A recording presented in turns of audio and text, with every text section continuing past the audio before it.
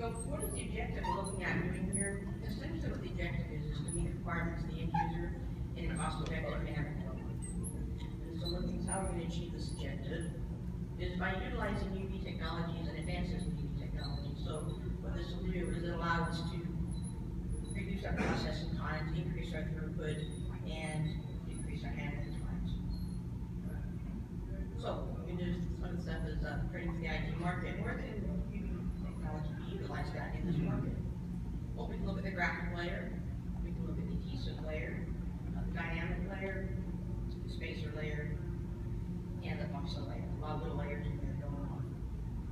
So pretty much what the graphic layer is and what the ecosystem has an impact on is the graphic layer not only parts of contributes to the visual aesthetic of the functional part, but it can also influence functional aspects as well.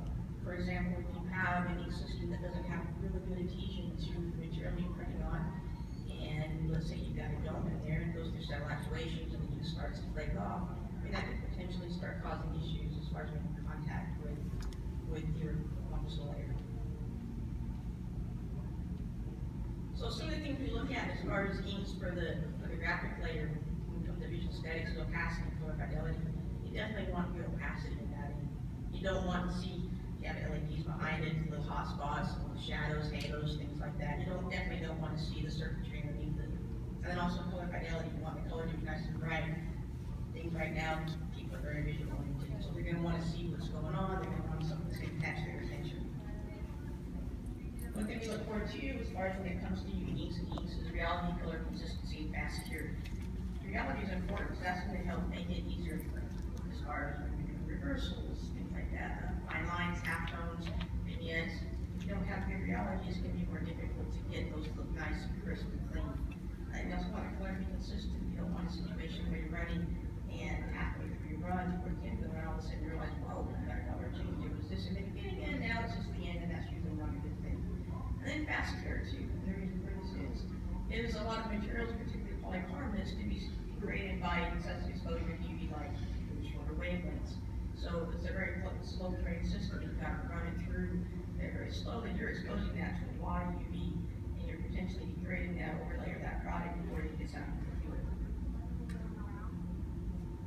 And one of the things we look at is performance, substrate compatibility. You want it to be compatible with your substrate. That is, get really good adhesion, but at the same time, not degrade your substrate.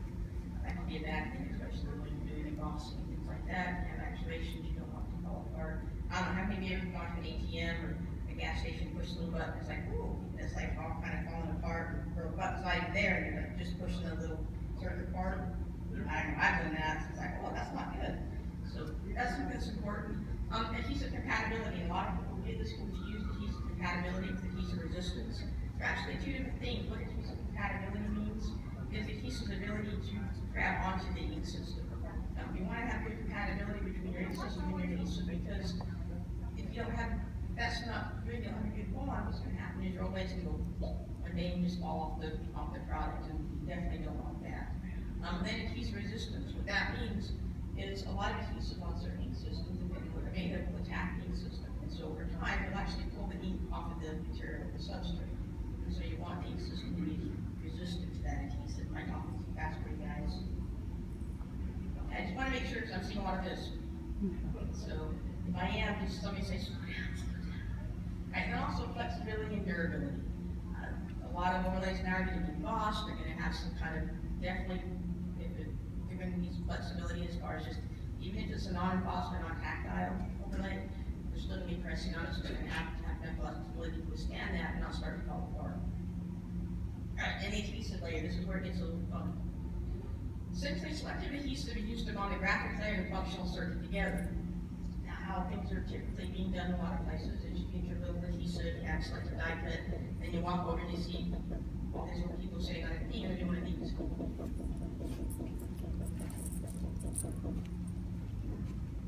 And they're putting like all of these different layers together.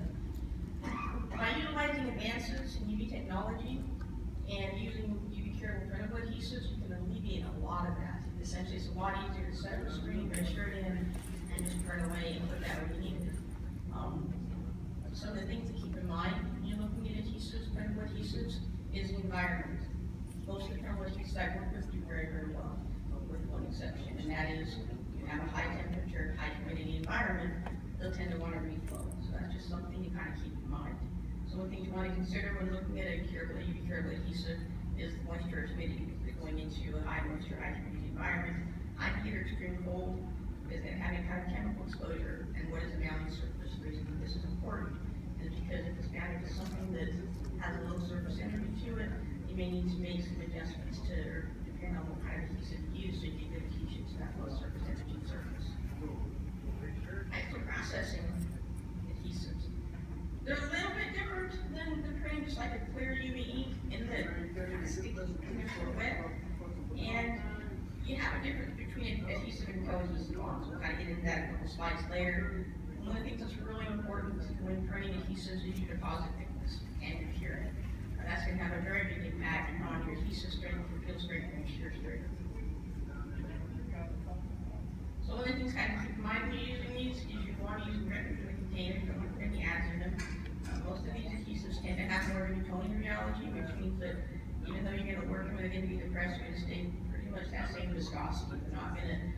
They don't have that isotropic viscosity where once you start working, the viscosity drops, then builds back up again.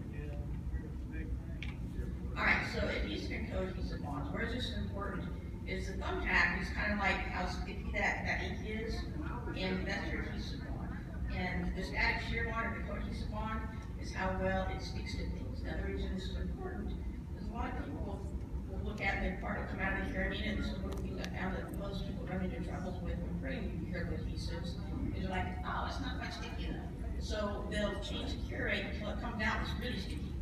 The downside of that is that may be really sticky when they first fill it, but that doesn't necessarily mean it's going to give them that shear strength once they apply that part to the mounting surface, whatever it's going to be applied to.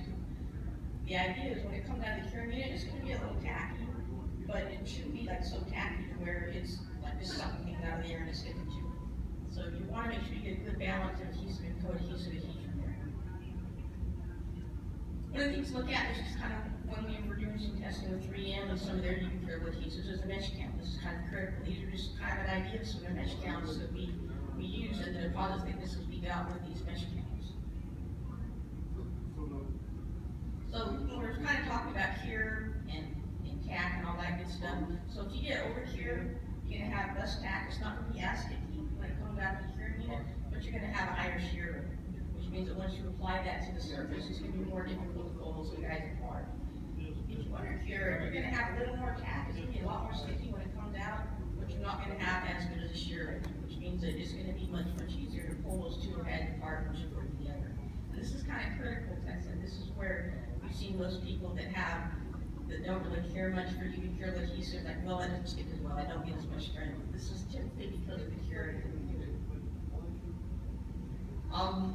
Let's kind of give you just a quick overview of basically what we found as far as cure rate goes. Now, one thing I want to keep in mind is we did this a while ago. And so right now, all we're really showing on here is millijoules. Just to kind of back off and walk subject a little bit here. Milliwatts are as critical, if not more so critical than millijoules, and we need to do this testing just so we can provide that information as well. Because if you don't have the energy or the milliwatts, it doesn't really matter how many millijoules you have, you're going to not get the cure. You're just going to have a full cure rate.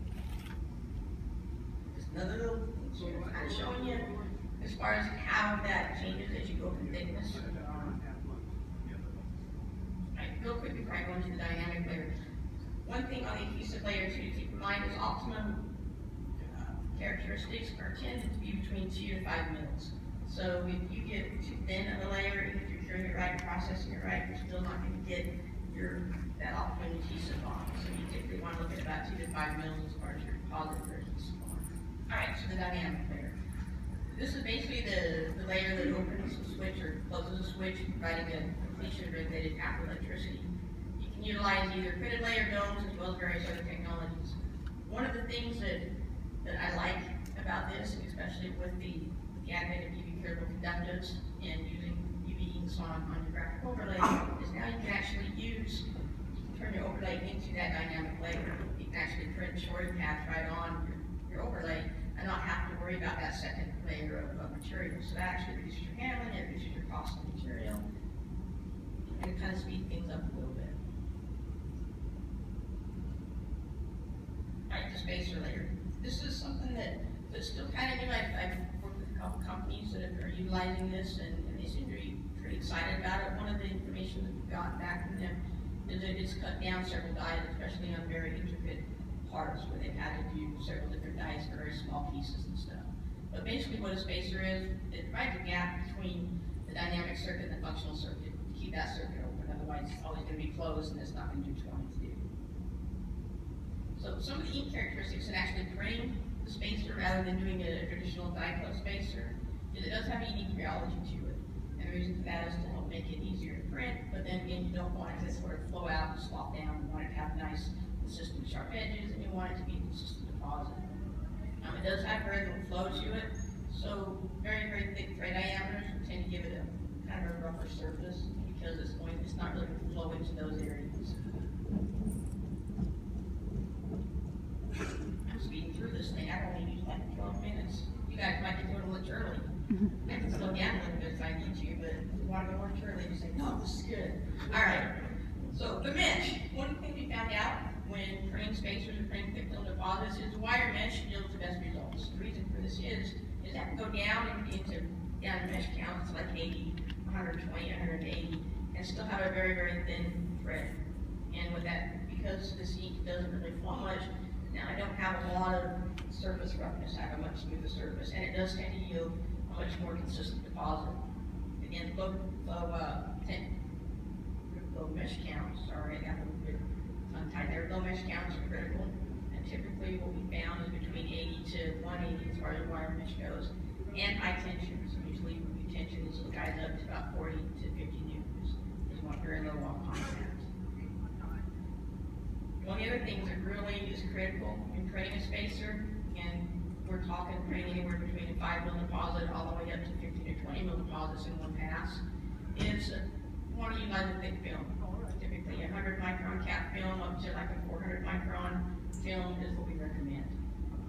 When you do use these films, you have increased drag times. There's definitely some tricks that can be utilized to help make it easier to utilize these films, and you have a longer washout time because again, rather than washing out something like an 18 micron film, cap film, or maybe a 24 micron cap film, you're washing anywhere out from 100 microns to 400 microns. So it's going to take a lot longer to wash out.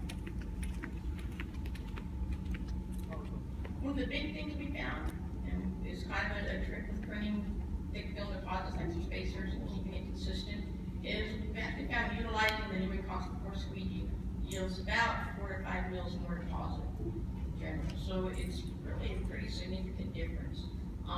We've also found using the Newman vector flood bar gives us a better deposit as well. Using a harder squeegee is kind of anti-intuitive because you want to use a harder squeegee to get better deposit. You use a softer squeegee, especially on things like this, and the softer squeegees tend to want to kind of conform down to those middle areas and suck out the middle areas, so now you have these high river ridges around the outside and low middle areas. So by using a harder squeegee, you get a more uniform, consistent deposit. Both the squeegee, I don't work for stretch devices, but both the squeegee and the flood bar can be bought for stretch devices, because I'm sure someone's going to say, hey, where do you get those? Oh, this is where you get those, and I still have lots of time left, so I can throw that in. Printing these little guys, off contact is critical. You want very low off contact. Reason for that is having too much off contact. The ink's just not going to perform, and you're going to have inconsistent deposit results. And that's why those tensions are so important. So very low off contact, an 1/8 of an inch is going to be about the max you want to go. Also, faster print speeds. The faster you print, the more ink you're going to lay down, and the more consistent your deposit's going to be, and the less problems you're going to have with sort of that framing around your image. You want to maintain a decent amount of your screen. It's definitely not a process to where you want to try and pick out that last little bit before you finish up so you don't have to scrape so much out. If you keep a decent amount of ink from your screen, you're going to yield better results. You're going to have a better deposit, it's going to be more consistent. And also one thing I try to tell people, the image will impact how much deposit you have. We've done some testing with customers where they have these different images designed on the screen, and some of it like this big block, more like a little spacer would be with little buttons out, and some of it these little lines and little circles. And so they'll get these prints like, oh, well, see these little lines and these little circles are way bigger than this big area right here. And it's like, yeah, that's going to happen. Because it is a small area, so now your emulsion thickness and your screen thickness and all that's going to come into play and have a more impact on that deposit.